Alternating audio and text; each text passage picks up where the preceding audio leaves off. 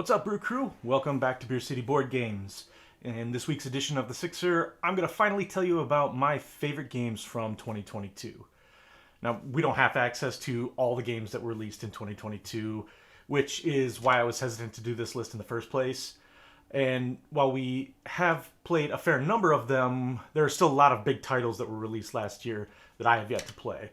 So following this list, I'll actually be releasing a list of games from 2022 that I still really want to play. Overall, I thought 2022 was a pretty exciting year in board gaming. We were able to play a lot more games and attend more conventions than usual. Also, as a channel, we've been able to invest more time this year into making content and improving our quality, and we're really excited for what 2023 will bring. We played quite a few new games that we really enjoyed, and narrowing it down to 6 was tough. So without further ado, here are my favorite games from 2022. My number 6 favorite game of 2022 is Ready, Set, Bet. Actually, Long Shot the Dice game, which is another horse racing game, also had a chance to make it onto this list. Ready, Set, Bet, though, is just so frantic and fast-paced, and the level of excitement while playing is much higher than you would typically expect from a board game. In it, one player, or you can use the app, which is also fantastic, will roll dice in real time to determine which horse will move. If a horse's number is rolled twice in a row, they get bonus movement. All while other players are quickly placing down bets on different horses based on whether they think they will win, place, or show, as well as different varieties of side bets and so forth. People are standing up, they're yelling, they're throwing chips down to place their bets, and it's just exciting and fun. I have played this game as both the bettor and the dice roller, and while I do think betting is a little bit more fun, I did have a good time calling out the horse race as I rolled it too. This makes for a fantastic game in a party situation. So that's my number 6, Ready, Set, Bet. Number 5 on this list is Creature Comforts. I talked a little bit about Creature Comforts in my last Sixer video where I discussed Maple Valley as being one of my most anticipated games of 2023. And like I said in that video, Creature Comforts came as a bit of a surprise to us. That super cute artwork makes it look like a super light kids game. And while this is by no means a heavy game, there was much more going on here than I expected. The heart of this game is a dice activation worker placement mechanism. What makes this different from others that I've played is the fact that there are family dice and village dice. So first you'll roll your family dice, then you will place your workers without knowing the result of the village dice roll. So only after everyone has placed their workers will you roll the village dice, and that will be what's available to everyone.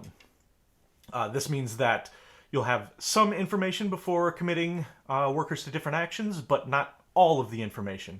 So how do you mitigate that randomness and make sure that you're able to take advantage of as many actions as possible?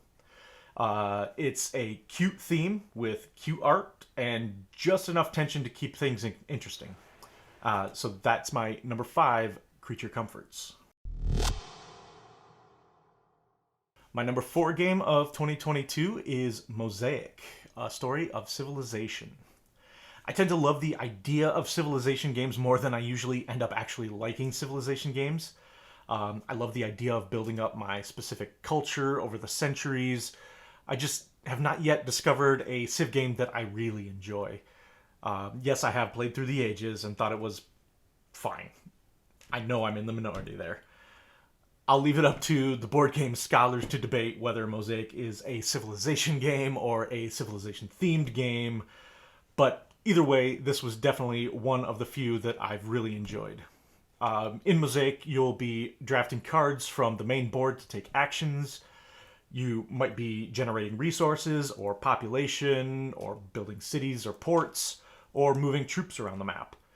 There are going to be 3 scoring phases throughout the game where you'll determine who controls certain regions of the map. And for me, this game strikes a good balance between being easy enough to understand without a super high rules overhead, while still having enough going on mechanically and thematically to make it feel like a Civilization game. All right, that was my number 4, Mosaic. My number 3 is a beautiful game that, after playing it, we backed the expansion Kickstarter so that we could get our hands on Wonderlands War. There were just so many things that I liked about this game.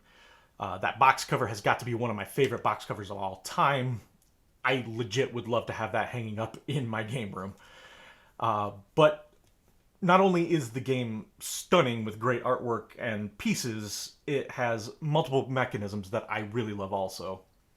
In one phase of the game, you're moving around a table and drafting cards, which will give you different benefits, allies, movement, etc. In the next phase, you'll duke it out with other players in the different realms of Wonderland, and combat is done through a bag-building mechanism like that of Orleans, Altiplano, or Hyperborea. Each player also takes the role of a famous Wonderland resident, each with their own special abilities. There's also a fun wager element, where players who are not involved in a battle can bet on the outcome to gain additional allies. This means that you'll likely still be invested even if you're not currently fighting. We had so much fun playing this game, and I can't wait to finally put it on my shelf. So that's my number 3 game of 2022, Wonderlands War. Okay, my number 2 and number 1 were neck and neck, and I really had a difficult time choosing between the two. At the end of the day, though, we've played my number 1 more, so I felt like it deserved the nod this year. But my number 2 game of 2022 is Wayfarers of the South Tigris. I do tend to like the games in these trilogies that Garphill Games puts out. This one, though, rates among my favorites of the whole line. It shares some similarities, but manages to feel very different from the others in the series. The use of dice worker placement here is so clever, giving players the ability to make certain die faces more powerful based on the symbols associated with them. In addition to that, you lay out your panorama of cards to give yourself access to more worker placement spaces. I don't know that I'd necessarily consider myself a heavy gamer, but I tend to like these games when they're on the heavier side. My previous favorite of these series of games was Paladins of the West Kingdom, but with a few more plays, I'm not sure. Wayfarers might just take the top spot. So that's my number 2 for 2022, Wayfarers of the South Tigris. And finally, my favorite game of 2022 is Endless Winter, Paleo Americans. This very easily could have gone either way for me between Wayfarers and Endless Winter, but I have definitely played Endless Winter more. This game has so many different strategies to try, levers to pull, buttons to push. I love games that have a lot of different possibilities for diverging strategies from game to game. And it seems like Endless Winter has that. You can use area control to take over parts of a map. You can move up tracks to gain bonuses. You can hunt animals for set collection. And all of that is done through a very streamlined deck building worker placement core. There are only 4 worker placement spots to keep track of, but they managed to get a ton of gameplay out of those few decisions. This art is fantastic. The production is stellar, with some really great individual component trays. I think the only negative that I have about this game is that it barely fits on my table. And I have hardly delved into any of the expansion material yet, so I'll likely be playing this one for a long time. So that's my favorite game of 2022, Endless Winter, Paleo Americans. Well, there you have it, my favorite games from 2022. A huge thank you to everyone watching, and in the comments below, make sure to let me know what your favorite game from last year was. And until next time, let's get another round for the table.